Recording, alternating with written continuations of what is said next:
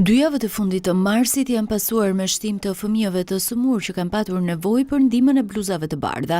Vetëm një mjek pediatër në poliklinikën numër 2 është dashur të vizitojë mesatarisht 25 fëmijë në ditë. Ata thonë se problematikat janë të shumta, nga virozat deri tek alergjitë e stinës. Virozat po na rikthehen me temperaturë të lartë tek fëmijët, me koll, me sekrecione, me dhimbje veshi, është dhimbja e fytit, gjithashtu lodhja, diare dhe të vjella, dhimbje barku, po edhe alergjitë. Në fakt, alergjitë duke qenë që jemi në sezon alergjive, tipike në fakt të këtyre ditëve ka qenë një koll e thatë tek fëmijët, e cila ndonjëherë i ka munduar, i ka ngritur natën, shfaqje elemente në lëkurë pra një urtikarit. Mjekja pediatre thotë se shkak i këtij fluksi të shtuar pacientësh është ndryshimi i temperaturave dhe këshillon prindrit të bëjnë kujdes.